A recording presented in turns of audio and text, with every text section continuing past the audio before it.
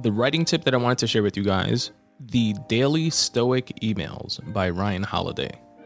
I've spoken about Ryan Holiday in the past multiple times. I think in the most recent free writing session episode, I mentioned that I'm reading his book, The Daily Dad, which is essentially parenting tips and advice via the lens of Stoicism and Stoic philosophy, which I definitely recommend for any parents out there, not just dads, or anyone who's just interested in Stoicism and its practical applications, even if they're not a parent, because it does have some interesting anecdotal stories throughout it, aside from the advice giving, etc.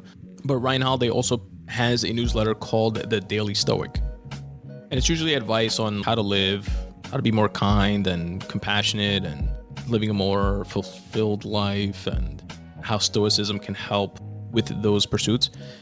This post in particular is related to creativity, and it's called It's a Practice. And I'll link to the actual post in the episode notes if anybody wants to check it out and read it for themselves. But I am going to read it here for you as well. And this one in particular, he sent out on April 30th, 2024. And he says, it may feel like you're not good at this Stoicism thing. You lost your temper yesterday. You relapsed on some bad habits. You did something that was unkind. You did something out of fear. Okay, few would confuse you with Cato. So, few confused anyone with Cato. Even in Rome, at that time, there was an expression, quote, we can't all be Catos, end quote. This isn't to excuse your mistakes or your less than virtuous behaviors. It's just to point out that you're thinking about it wrong.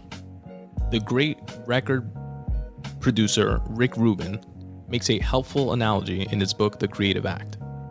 Just like you may say you're not a good Stoic, people might say, or worse, believe they're not creative. Quote, you're either engaging in the practice or you're not. He writes, you're not good at it. It's like saying, I'm not a good monk. You're either living as a monk or you're not, end quote. What he means is that creativity, philosophy, is not an end state. It's a process, a practice. It's the attempt, not the outcome that counts. It's an intention, not a disposition. So what, you fell short? Were you trying? Are you still trying? That's an important thing. Stoicism is something we do, or rather, it's something we are doing.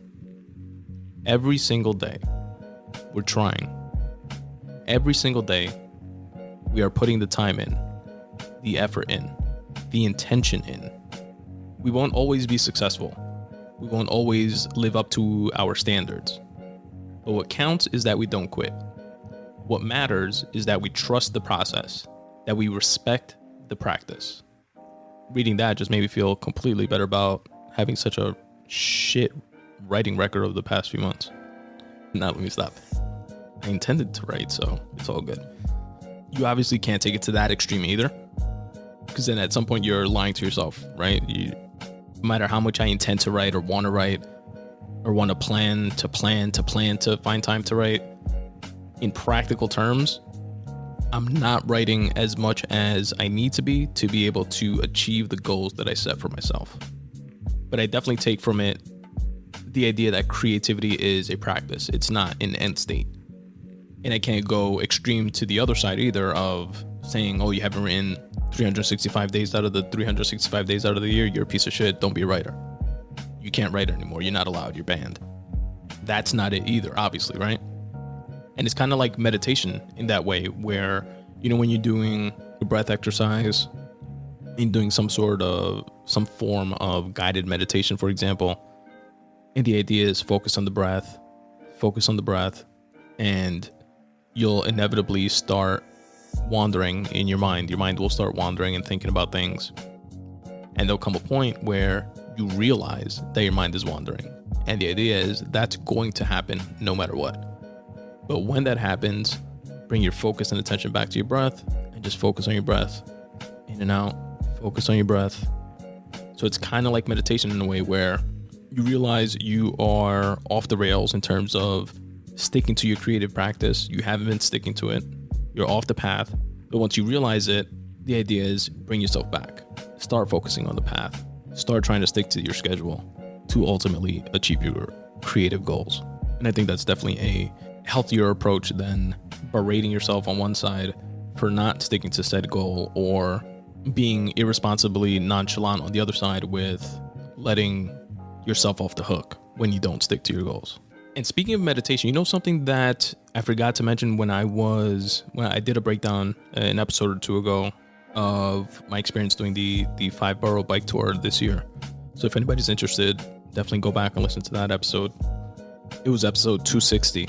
Or check out the Spun Today YouTube page, and you'll find the specific clip from episode 260 pertaining to the 5-borough bike tour. But anyway, I had this epiphany while bike riding at the very end when I'm doing the much dreaded by everyone that does the 5-borough, crossing the Verrazano Bridge, which is the very last real obstacle after biking 35 to 37 miles, 39 miles. You're on the last couple miles and you have to cross the Verrazano Bridge, which is a very, very long, not steep, but very long incline. I mentioned in that episode, I was proud of myself. I made it across without having to stop or without having to walk my bike. I stopped at the very tippy top, as some people do. Once the incline is done, pull over, stretch a little bit, then go down the decline. But I didn't have to walk the bike across, as I have done in the past. But one thing that I did do, and this is where the epiphany came in that I just mentioned, and I've never made this connection before ever in life. But while I was riding my bike, I was focusing on my breathing. Making sure I'm breathing in through my nose, out through my mouth, in through my nose, out through my mouth. And as I'm doing it, I'm a quarter to a third, up the incline, or maybe close to halfway already up the incline. And I start thinking of meditation. I'm like, oh wait, this is like meditation. And it says, focus on your breath. And when you're walking through life and you going through obstacles and you're stressed out, focus on your breath. I never, and I feel fucking retarded even saying this out loud, but because it seems so obvious to me right now. But I never took that literally, if you will, until that moment on my bike when I'm stressed out. I'm like, fuck, am I gonna make it? Am I gonna have to walk the bike? Am I gonna make it all the way up? And then I started telling myself, focus on the breath. Breathe in through the nose, out through the mouth. Focus on the breath. It was like the physical manifestation of, your mind wandering. You thinking about your legs and your quads are burning, you're tired, you're breathing heavy. That's the physical manifestation of your mind wandering. But then you focus on your breath. Breathe in through your nose, out through your mouth. And I started doing that, and before I knew it, I was at the peak. And I was like, oh shit, fucking meditation worked in a practical sense. I don't know. I completely forgot to share that with you guys, and I thought it was funny that I never made that connection before, which seems so obvious to me now. But yeah, that is the writing tip that I wanted to share with you fine folks. Again, it's from the daily Stoic emails from Ryan Holiday. You can sign up for them absolutely for free. I'll link to it in the episode notes if you guys want to check out the specific post that I shared with you guys today, which is again titled, It's a Practice.